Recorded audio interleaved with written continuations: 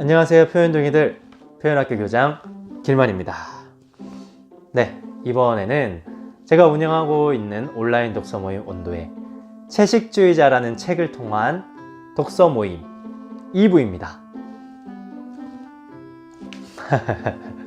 2부에는 채식주의자가 될 수밖에 없었던 영애의 입장에서 이야기를 나눈 1부에 이어서 그 영애의 남편, 그리고 영애의 언니, 그리고 영애의 형부의 입장에서 한번 이해를 해보는 시간을 가졌습니다. 전체적으로 이해가 안 갔는데요. 그래도 한번 이해해보는 시간, 그리고 질문을 던지는 시간을 통해서 인간의 모습에 대한 한번 생각을 해보는 시간을 가졌습니다. 여러분들도 요리하실 때 틀어놓고 들으시면서 한번 생각해 보시면 좋을 것 같습니다. 그러면 언제든 참여하고 싶으신 분들은 아래 링크 확인해 주시고요. 안녕히 계세요. 드디어 진짜 너를 만나다. 보이지 않아 보이는 곳, 온도.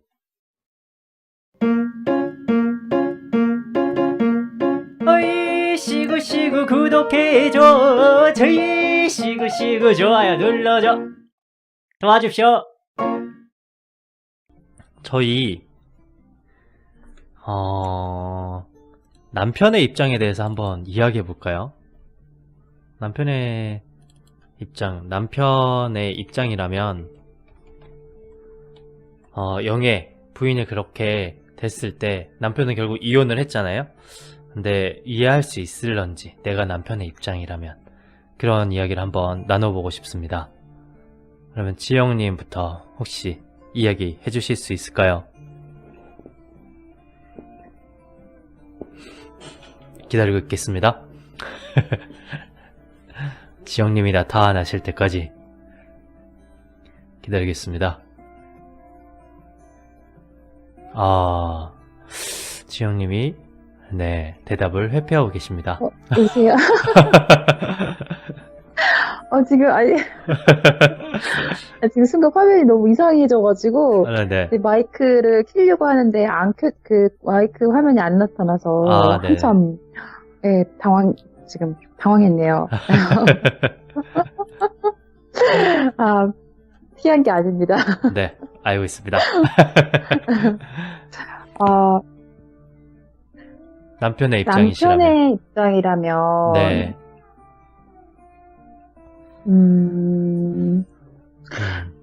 저는, 네. 남편의 입장이 이해가 안 가는 그러니까, 읽으면서, 네. 그 상황이 이해가 갔다 할까요? 처음을 그렇게 시작하잖아요. 네. 모든 게 평범해서 좋았던 아내였다라고. 네네네. 네.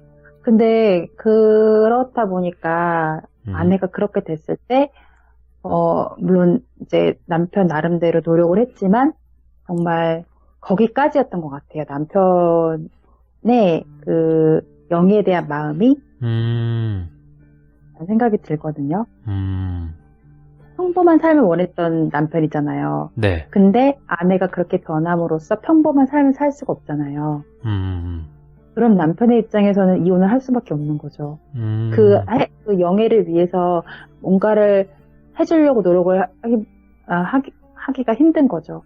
그런 생각이 들어요.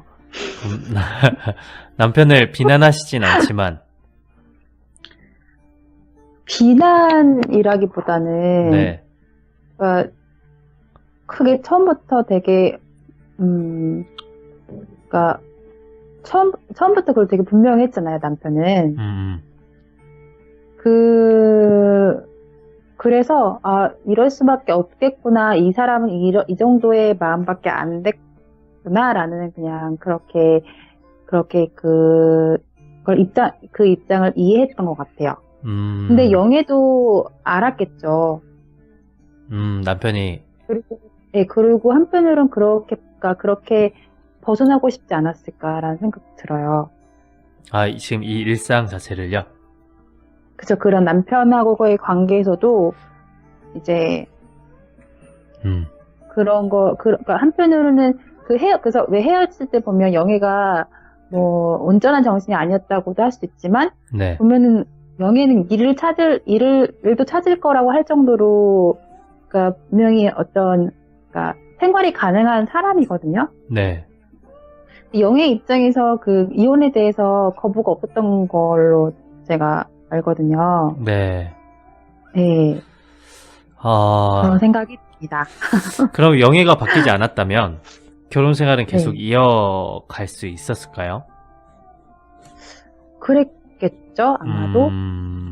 아마 영애가 바뀌지 않았다면, 영애가 계속 그걸 그냥 참고 지냈다면, 그러니까 그런 상황을 남편은 그걸 그냥 평범한, 그러니까 자기가 원하는 게 되게 뚜렷했잖아요. 네. 그리고 영애한테서 뭔가 커다란 사랑을 바란다거나 그런 게 아니라 그냥 평범한 아내 역할을 해주길 바랬던 거잖아요. 네. 그래서 그런 생활은 유지되지 않았을까 싶어요.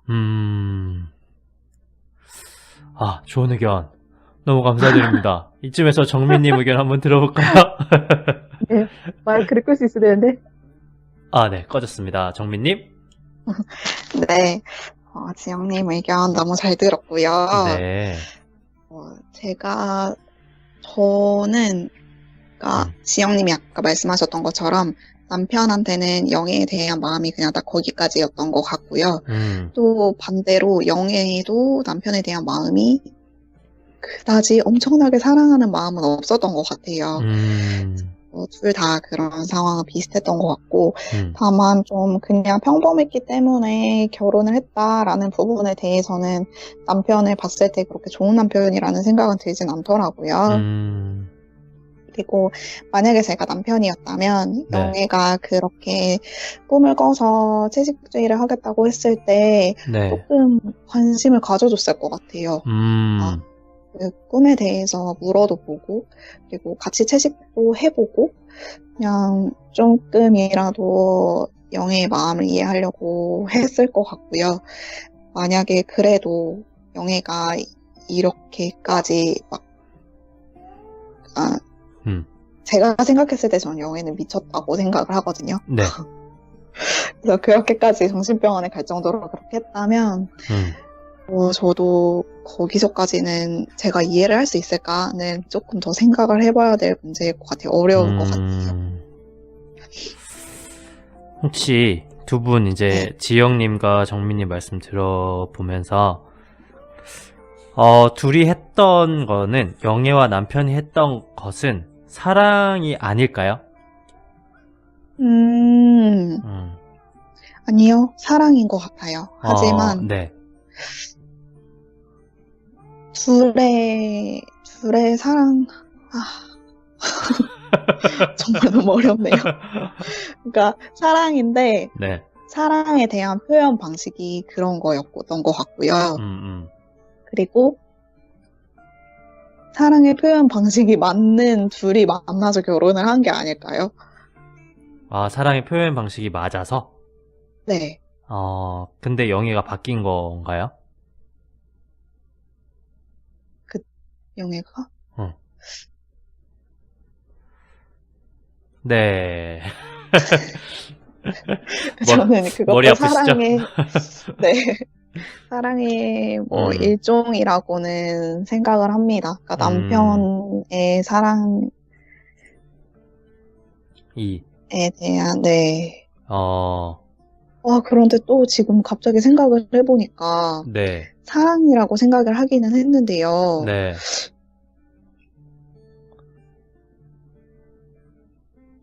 아닙니다. 아닙니까? 죄송합니다. 네. 어떤 얘기를 하시려고 그랬죠? 잠깐 제가 착각을 해가지고 형부랑 있었던 그런 일인데 지금 그게 형부가 남편이라고 잠깐 착각을 했어요. 착각을 하셨군요. 그래서 사랑과 그런 욕정과는 다른 것인가? 라는 생각이 지금 방금 들어가지고 그것도 핫한 이야기는 또 후에 한번 해보겠습니다. 네. 네. 의견 감사하고요. 저는 이제 지영님과 정민님의 말씀을 들으면서 아까 말씀드렸던 것처럼 영애와 남편이 했던 것은 사랑이 아닐까? 라는 생각을 좀 해봤던 것 같아요. 그러니까 이것도 저희의 시선에서 봤을 때는 남편은 그 정도이고 그게 좀 안 좋은 남편이라고 이야기할 수 있지만 그냥 자연스럽게 멀어진 것은 아닐까. 그러니까 이게 어떤 말이냐면 뭔가 사랑하는 것 자체의 영원성을 우리가 강요하는 건 아닐까 라는 생각을 좀 해봤거든요. 그래서 이게 좀 이해를 할 수 있을 것 같아요. 그러니까 자연스러운 현상이지 않았을까 이런 생각을 한번 해봤습니다. 머리 빨개질 것 같네요. 예, 다음부터 이런 소설 안 하겠습니다. 네, 그러면 또 방송을 들으시는 분들도 책을 읽어보신 분들이라면 어떻게 생각하시는지 또 댓글 통해서 소통했으면 좋겠습니다. 네, 저는 질문 있으신가요? 길머니님은 마이크를 켜고 질문 한번 해주세요. 정민님. 남편 입장이었다면 어떻게 하셨을 것 같나요? 남편 입장이었다면 그러니까 남편에 좀 빙의돼서 그러니까 저라면이죠. 저라면 약간 네. 저라면 약간 좋은 말을 해야 될 것 같은데 저라면 조금 챙겨줬을 것 같은데 그러니까 저라도 조금 힘들었을 것 같아요. 왜냐면 이분이 채식만 하는 게 아니라 되게 말라갔었잖아요. 몸이 안 좋아져 갔었잖아요. 근데 끝까지 자리를 지킬 수 있었을까? 라는 생각은 좀 들거든요. 내가 아무리 사랑하는 사람이라고 해도 그러니까 내가 사랑하는 모습이 바뀐 거잖아요. 그 모습이 아닌 거잖아요. 근데 그거를 견딜 만한 사람이 있을까요? 저 같아도 이혼하지 않았을까? 그게 한 6개월 넘게 갔었잖아요. 그쵸? 그리고 이제 뭐죠? 그 상사 식사하는데 네. 노브라로 가가지고 막 그쵸? 다 비치게 하고 그렇죠. 그런 거를 봤을 때 그러니까 제 입장에서는 나에 대한 존중이 없어진 느낌이 들 것 같아요. 그렇게 생각할 수도 있겠네요. 네네. 그래서 이거는 남편과 영애가 서로 자신만을 바라봤기 때문에 일으켜지는 발생할 수밖에 없는 문제이지 않았을까. 그런 느낌이 좀 듭니다. 저라도 좀 견디다가 좀 약간 그 상사 집에 갔을 때는 화 날 것 같아요. 저라도. 그러니까 그런 거죠. 자신한테는 좀 중요한 사람인데 그 사람들 앞에서도 자기의 고집 아니면 자기의 신념을 무조건 지키는 거잖아요. 근데 그게 과연 맞을까요? 아무리 그렇게 한다고 해도. 그리고 남편도 안 데리고 가면 될 건데. 네, 그렇게 생각합니다. 답변이 다셨나요? 네, 답변이 됐습니다. 네. 네, 그러면 또 남편의 입장에서 한번 이야기해봤는데 이제 제일 핫한 저희 또 형부의 입장에서 한번 이야기해보면 좋을 것 같아요. 형부의 입장에서 이번엔 정민이부터 한번 이야기해볼까요? 지영님 준비하고 계셨겠죠? 네, 형부의 입장에서 네. 저는 형부 또한 이기적이라는 생각이 들었습니다. 형부도 정상은 아닌 것 같은 그런 생각이 들더라고요. 그 문고반점을 보고 거기에서 뭔가의 꽂혀서 네. 그때부터 이제 상상을 하기 시작하고 네. 그게 이제 그렇게까지 된 거잖아요. 네. 잠자리를 가졌죠. 성교를 했죠. 그쵸. 근데 그 잠자리조차도 형부는 예술이라고 생각했던 것 같아요. 그리고 그 예술이라는 거를 네. 예술이라는 거를 핑계로? 네. 핑계로 자신의 그런 욕구를 채우려고 하지 않았나 하는 생각이 들고, 또, 나중 뒤쪽에 보면은 형부가 아기가 어렸을 때도 비디오를 찍으면서 뭐 그 발자국에서 나비가 날아오는 것처럼 뭐 그런 걸 해볼까? 이런 게 나오잖아요. 네. 그러니까 형부의 뭔가 그런 판타지였던 것 같아요. 아, 약간 성적 판타지였다. 네. 성적 판타지였던 것 같은데, 이제 그거를 이 처제한테 이렇게 예술이라는 핑계로 이렇게 하지 않았나. 네. 그러면 예술이랑 네. 그러니까 성적 욕구랑 그 네. 경계선이 뭐라고 생각하세요? 그 경계선이라는 게 있을까요? 있나요? 그러면 형부는 예술을 한 게 맞는 거네요. 경계선이 없다면? 경계선이라기보다는 네. 제가 예술에 막 그렇게 그러지 않아서 그런가? 잘 모르겠는데 네. 예술과 성은 완전 다른 거 아닌가요? 생각이 들어요. 저는 말씀하세요. 네, 네네 말씀하세요. 먼저 말씀하세요. 네. 말씀하시려고 했던 거. 네네. 저로서는 이해가 가지 않습니다. 이해가 가지 않는다. 네. 그러니까 저는 어떤 느낌을 받았냐면, 네. 그러니까 지금 예술이랑, 그러니까 인간들이 예술이라는 것에 너무 숭고하게 생각하는 거 아닐까? 라는 그런 질문을 던지지 않았을까라는 생각을 했거든요. 책을 읽으면서. 그러니까 예술이라는 것 자체는 없다? 이런 느낌? 그러니까 결국 예술은 원초적인 거다? 원초적인 것만이 예술이다. 뭐 이런 느낌? 되게 어렵죠. 그래서 저는 그렇게 질문을 한번 해본 겁니다. 예술이랑 성적이랑 그게 다른 것인가? 오히려 완전히 솔직한 거 아닌가? 이런 생각을 좀 해봤거든요. 그러면 네네. 형부는 네. 그거를 숨기려고 해요. 왜 숨기려고 했을까요? 누구한테 숨기려고? 사람들한테요? 네. 그게 뭔가 도덕적으로 어긋난 행동이라는 걸 아니까 숨기려고 하지 않았을까요? 그쵸. 그러니까 아예 숨기려고 하다가 이제 마지막에 완성이 됐잖아요. 네네. 마지막에 이제 성관계를 하면서 완성이 됐잖아요. 그래서 이제 약간 저는 어떻게 느꼈냐면 사회적으로 구속되어 있던 것을 다 집어 던지고 온전한 자신을 발견한 느낌? 동물이어도 좋고 원초적인 뭐라 해야 될까?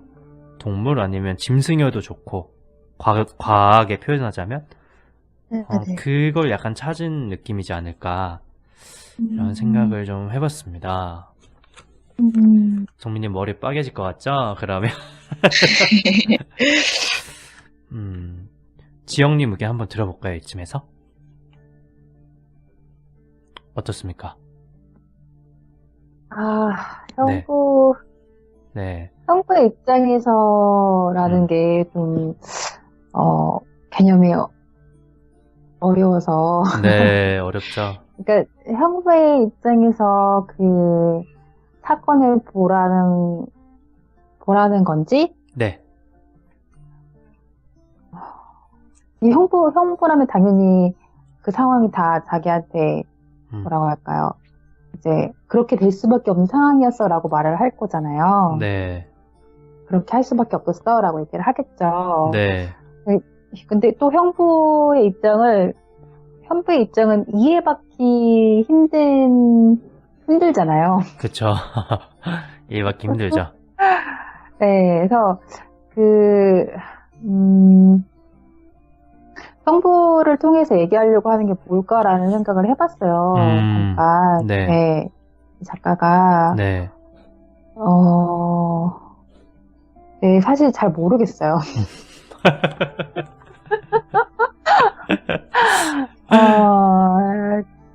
아예, 그냥 네네. 네.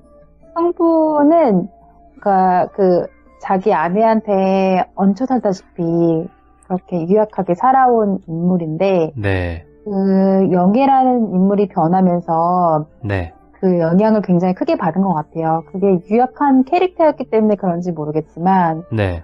그 결과 정말 삶이 무너지는 경험을 하게 되죠. 네. 물론 영희뿐만이 아니라 주위 주위 가족들이 다 영향을 크게 받지만, 네. 특히 형부의 삶이 완전히 무너지는 것 같아요. 형부와 언니의 삶. 네. 근데 언니한테는 자식이라도 있죠. 그쵸. 그 삶을 지탱할. 네. 근데 그런 것 같아요. 네.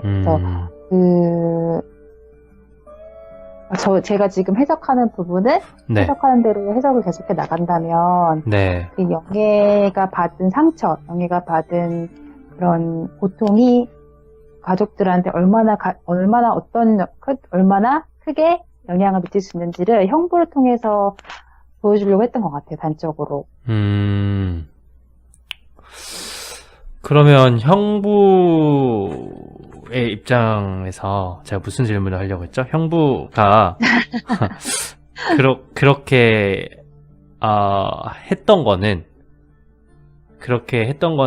뭐 때문이라고 생각을 하세요? 형부가 그렇게 영희한테 성적으로 느끼고 막 이런 거 자체가 뭐 진짜 몽고반점이 때문에 그랬을까요? 글쎄요, 그거는 그렇게 묘사가 돼 있으니까. 네. 그러니까 예술가라고 자칭하는 분이었고, 예술가로 묘사되는 분이었고, 그러니까 어떤 예술적인 관계가 있었겠죠. 네. 사실 근데 그 동기는 그다지 중요하지 않은 것 같기도 해요, 저한테. 그 소설을 얘기할 때. 그거는, 네, 그런 예술가적인 기질에서 나온 뭔가가 아니었을까 생각이 드네요. 약간 약간 모두가 그 정민님과 지영님이 약간 언니의 입장에서 약간 그런 느낌을 받으시는 건 아닐까라는 생각을 좀 해보거든요. 길만희님은 어떻게 보세요? 형부라는 사람, 입장? 행동? 행동이요? 저는 이해는 갑니다. 형부의. 그러니까 사회적으로 그 다음에 어떻게 보면 그 언니한테 몹쓸 짓을 한 거잖아요. 사회적인 시선으로 보면 몹쓸 짓을 한 건데 그 몹쓸 짓이라는 시선 자체도 어떻게 보면 사회의 편견이지 않을까 이런 생각은 좀 해봤거든요. 그러니까 약간 그 성적 욕구라든지 욕구를 아예 해방을 해버린 거죠. 결국에는 해방을 했잖아요. 그 자체로 이 사람은 정말 솔직한 사람이 돼버린 거죠. 그렇지만 솔직하다는 이유로 사회에서 이제 매장이 되는 거죠. 정신병원에 끌려갈 뻔도 하고. 근데 이제 그런 생각을 많이 했죠. 과연 이런 편견, 선입견이라고 해야 될까요? 아니면 사회가 이렇게 만들어 온 제도라고 해야 될까요? 그런 부분이 솔직한 한 인간한테는 독이 될 수도 있지 않을까? 이렇게 얘기하는 건 아닐까? 작가가.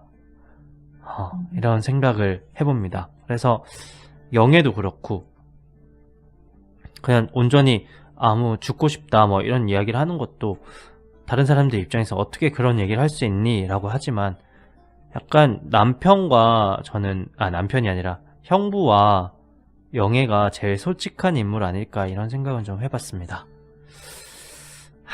네. 그렇게 볼 수도 있구나라는 생각이 드네요. 예. 네. 이 지정도세의 매력입니다, 지영님. 쓰레기가 될 수도 있지만, 자기 입장을, 자기 생각을 또 이야기해보는 시간. 네. 그러면 네. 또, 형부의 입장에서는 이렇게 마무리 한번 해보겠습니다. 괜찮으시죠? 네. 그럼 또 이제, 우리, 마지막으로, 언니는 좀 악착같이 살고 보면 피해자잖아요. 전체적으로 봤을 때 피해자일 수도 있는데 그걸 어떻게 생각하시는지, 불쌍하다고만 생각을 하는지, 아니면 언니에게도 잘못이 있는 건지, 정민님부터 부탁드리겠습니다. 네. 네. 저부터인가요? 네, 정민님부터입니다. 저는 언니를 보면서, 네. 그냥, 어떻게 보면은 가장 주변에서 많이 볼 수 있는 성격의 인물인 것 같아요. 그리고 저는 좀 안쓰럽다라고 많이 느끼면서 봤는데, 네. 그게 피해자라서라는 느낌보다는 가장 먼저 들었던 생각은, 좀 너무 이 언니조차도 자기를 억누르고 살았는데, 자기가 억누르고 살고 있다는 것도 모르고 계속 살았던 것 같아요. 그게 영애와 있었던 일을 겪으면서 내가 좀 억눌려 살았구나라는 거를 점점 알아가고 있는 것 같다는 생각이 들었어요. 중간에 영애랑 어렸을 때 있었던 그런 에피소드를 잠깐 얘기를 해주면서 네. 자기는 그냥 맏딸로서 자기가 성실하다고 생각했던 그런 행동들이 비겁함이었던 것 같다라고 말하는 구절이 나오거든요. 네. 저는 거기가 되게 인상 깊었던 부분이고, 그 부분에서 언니가 되게 불쌍하다. 어떻게 보면은 영애보다 더 불쌍하다. 라는 생각이 들더라고요. 자기 자신에 대해서 너무 모르고 있는 것 같았어요. 그게 너무 불쌍했어요. 불쌍하셨군요. 네. 그러면 언니는 어떻게 살아가는 게 좋을까요, 이제부터? 앞으로요? 네. 앞으로 저는 그냥 지금까지 살았던 것처럼 계속 악착같이? 악착같이요? 네. 그럼 그게 어쩌면 이 언니한테는 편할 수 있을지도 몰라요. 원래 이렇게 계속 살아왔기 때문에. 네. 다르게 살면 약간 더 불행할 수도 있다는 말씀이신 거죠? 되게 지금 지쳐 있잖아요. 언니가요? 네. 많이 지쳐 있죠. 언니에게 위로의 한마디. 언니 힘내세요. 진짜 하시네요. 네, 분위기 환기를 해봤습니다. 네. 그러면 이쯤에서 또 지영님 이야기 한번 들어볼 수 있을까요?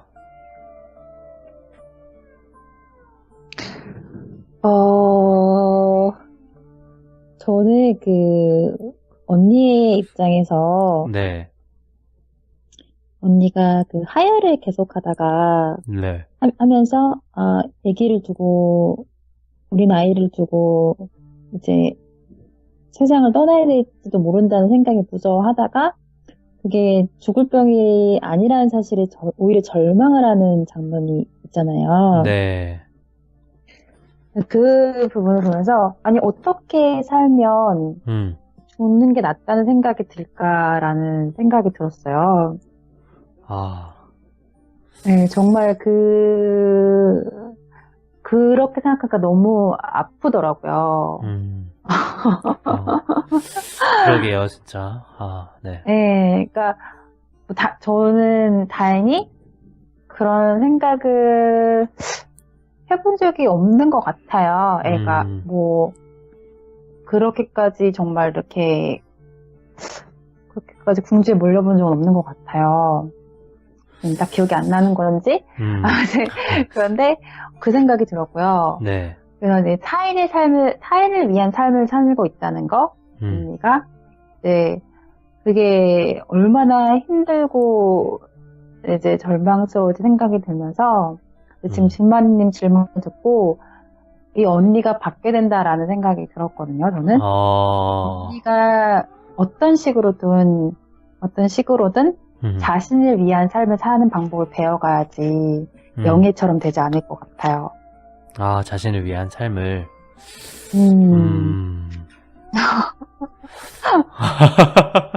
이 소설이 너무 무거워가지고. 그쵸. 약간 좀 무거우니까 밝게 하죠, 저희. 그래가지고요. 네. 지영님. 네, 그래서, 네, 그런 노력을 하지 않으면, 영예처럼 이제 극단적으로, 이렇게 삶이 끝나지 않을까. 근데, 저는 언니는 좀 다를 거라고 또 생각하는 거는, 네. 아이가 있잖아요. 그리고 본인도 이제 얘기를 하지만 아이가 아니었으면 자기는 이미 죽었을 거란 얘기도 하지만 그 아이가 희망의 끈이 되고 그래서 언니는 바뀌어 나갈 수도 있지 않을까라는 좀 희망을 조금 가져봐요. 되게 전체적으로 약간 불쌍한 입장. 언니의 불쌍한 그러니까 입장. 이게 다 지금 네. 보면은 그러니까 저는 그 중간에 딱 부분도 생각이 난 게 그러니까 이게 아까도 말했지만 이게 가부장제에 의한 것이라고 해석을 한다면 그런 생각을 계속 하거든요. 그러니까 그러면 이 영애 언니도 그 피해자인 건데 영애한테 억지로 탕수육을 먹이려는 장면에서 네. 아빠가 아들을 시켜서 영애를 붙들게 하고 네. 엄마가 거기서 이제 소리를 지르잖아요. 너 이거 안 먹으면 사람들이 널 너를 먹어버릴 거야. 뭐 이런 얘기를 하거든요. 네. 그러니까 아버지가 억지로 먹이는 그 장면은 정말 끔찍한 장면이라고 생각을 해요. 아, 그렇네요. 강제로 누군가에게 뭔가를, 강제로, 그것도 한 사람도 아니고 여러 명, 그 가족이 그렇게, 그러니까 뭔가 강요하는 말을 들어도 싫잖아요. 그러니까 사람이 싫을 수 있잖아요. 네. 근데 어떤 그런 먹는 행위를 억지로 시킨다는 거는 되게 잔인한 행위라고 생각을 하거든요. 강제, 굉장히, 좀, 큰 강제성? 폭력같이? 그쵸, 폭력이죠. 그건 폭력이라고 생각을 해요, 저는. 네. 그리고 실제로 보면은 이제 영애가 자라면서 구타를 좀 당했던 것들로 언니가 서사를 하고요. 네. 그게 단적으로 보여주는 것 같아요. 아빠가 어떤 가부장적인 모습으로 가족 안에서 군림에 왔는지. 그러니까, 아빠가 그런 잘못된 행동을 하려고 하는데 가족들이 오히려 이제 돕고 나서잖아요. 그런 행위를, 잘못된 행동을 지지해주면서. 네. 그리고 이제 그런 속에서 자란 영애의 언니도 당연히 거기에 짓눌려 살았을 거란 생각이 들고요. 네. 지영님 말씀 들어보니까 저는 이제 언니가 처음에는 이렇게 생각했어요. 언니도 잘못이 있다. 그러니까 왜 이렇게 억척같이 사냐, 악착같이 사냐 이런 거 자체도 다른 사람들의 목을 조이는, 그러니까 자신뿐만이 아니라 다른 사람의 목을 조이는 것이다라고 생각해서 작가도 그런 걸 얘기하려고 하지 않았나. 그러니까 어떻게 보면 이 사람은 악착같이 살고 자수성가한 스타일이기 때문에 다른 사람의 존경을 받을 수도 있는 사람인 거잖아요. 근데 한편으로는 되게 자신을 죽이고 또 가까운 가족들한테는 정말 안 좋은 영향을 끼치고 있는 거죠. 그래서 그렇게 해석을 했는데, 지영님 말씀 들어보니까 그 가부장제의 모순을 제일 많이 물려받은 게 언니이지 않을까. 그러니까 그 언니도 지영님이 말씀하신 것처럼 가부장제의 피해자이지 않을까. 이런 생각을 좀 해보게 되네요. 네. 네. 네, 정말, 네, 저도 지금 순간 이제 이거에 대해서 막 얘기를 하면서 생각이 되게 많아졌는데, 네. 김만희님 말씀대로, 그러니까 주위에서 보면, 네. 왜 저렇게 살아라고 말을 할 수 있는 인물들이 있잖아요. 네네. 저도 사실 주위에서 그런 인물이 있었고요. 이런 인물이 있고요. 왜 저렇게 하면서, 왜 나중에 그거에 대해서 또, 왜 이제 얘기를 하지? 라는 생각을 한 적이 있거든요. 근데 왜 그렇게 할 수밖에 없었을까를 생각해 봐야 되겠다는 생각이 들어요. 지금. 들으면서. 좋습니다. 네. 네. 또 의견 너무 감사드립니다. 네, 감사합니다. 네, 감사합니다. 네, 이제 좀 밝게 이야기해볼게요. 채식주의자 통해서 또 언니의 입장까지 이야기해봤는데요. 방송을 들으시는 분들도, 책을 읽으신 분들도 한번 생각해보시면 좋을 것 같습니다.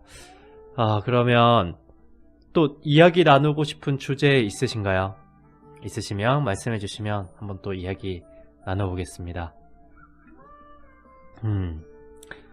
없으시면 마지막으로 이제 대화를 해보고 나서 지영님이 있으신 것 같네요. 지영님 기다리겠습니다. 제가 아니요. 반전 드라마네요.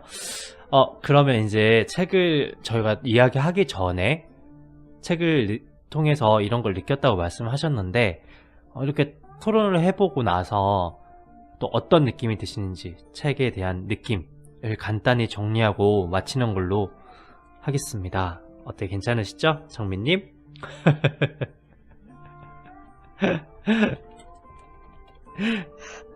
네. 책에 대한 마지막 느낌. 네, 토론하고 나서 어떻게 바뀌셨는지. 네. 저는 일단 되게 이상한 책이다라는 생각은 아직도 들고요. 네. 다른 분들의 의견 들으면서 제가 생각하지 못했던 부분들도 생각을 해보게 되는 것 같아요. 네. 한 줄 평으로 마무리해 주세요. 한 줄 평으로. 네.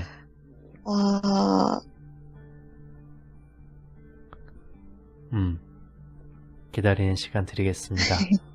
네. 한 줄 평 부탁드립니다. 정민님의 한 줄 평은 뭘지 되게 기대됩니다. 저의 한 줄 평은 네. 다양한 해석이 가능한 책이고 네. 나중에 다시 읽어보고 싶은 책이다.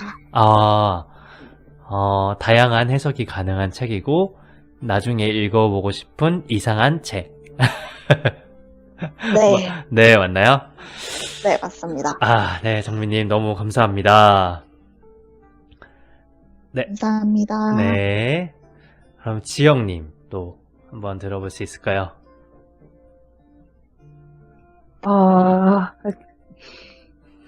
저 정민이가 똑같아요. 저도 네. 다시 읽어봐야겠다는 생각이 들거든요. 처음에는 읽고 그냥 이렇게 그냥 그러니까 그냥 술술 읽고 근데 불편한 느낌, 되게 불편한 책이다라고 생각을 했는데 네. 다시 한번 그 의미들에 대해 생각을 해보면서 오늘 얘기 나눴던 것들을 생각을 해보면서 다시 한번 읽어봐야겠네요.